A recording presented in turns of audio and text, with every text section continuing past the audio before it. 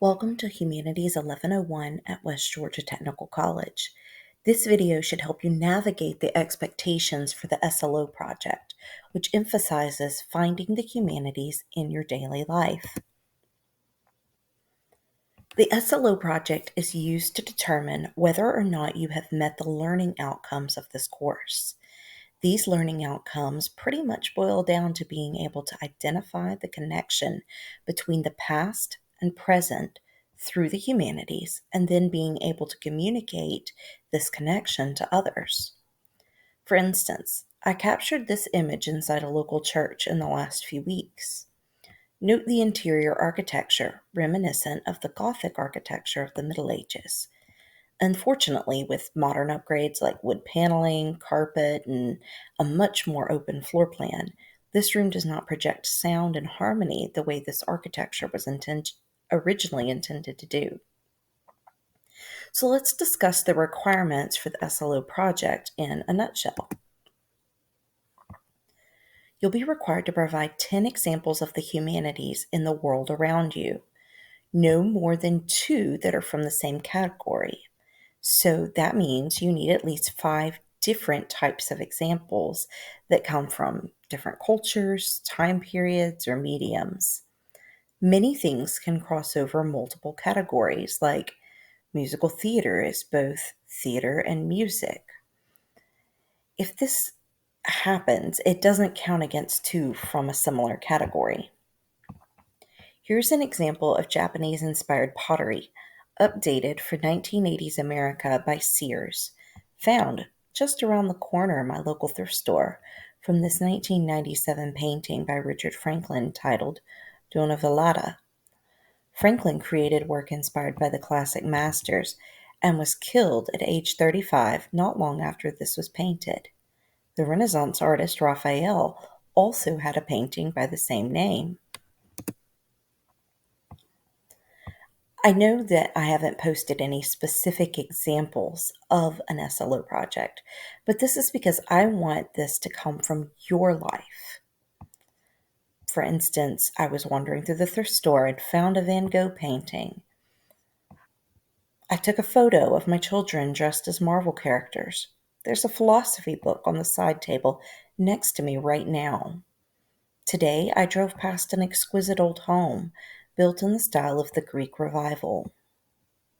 Featured in this image are more thrift store finds: a Greek column repurposed as a plant stand, and a piece of art representing Greek columns. If you've traveled, you can also use those images. They don't have to have been taken since the semester began, as long as they are part of your own creativity. I'm not being super picky about what these images are. What matters more to me is how you connect to them through the humanities, and that it is in some way clear that these images are authentically your own observations. They can't just be a picture you found on Google. As an example of how the humanities surround us, the day before the semester began, I saved this haiku I stumbled upon on Facebook. You can demonstrate these as simply or as creatively as you want. This portion of the assignment is not graded, but I'm hoping that you will have some fun with this and get into the spirit of the humanities and express yourself creatively.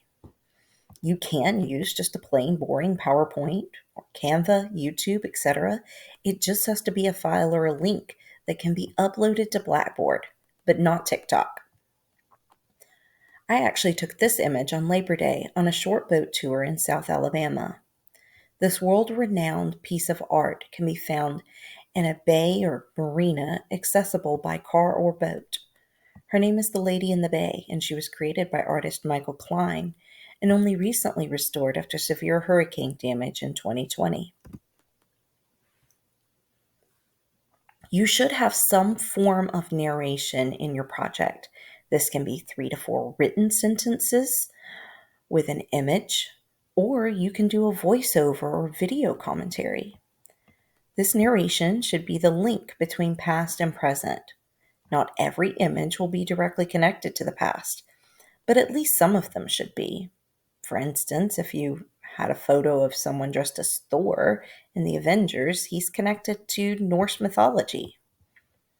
This image of my children represents multiple aspects of the humanities. They are both dressed as movie characters. One is the child version of Diana from Wonder Woman, representing not only modern literature and film, but also ancient Greek mythology. The other child is dressed as Gabriella from High School Musical, representing film, theater, and music all rolled into one. I hope this video helps you somewhat.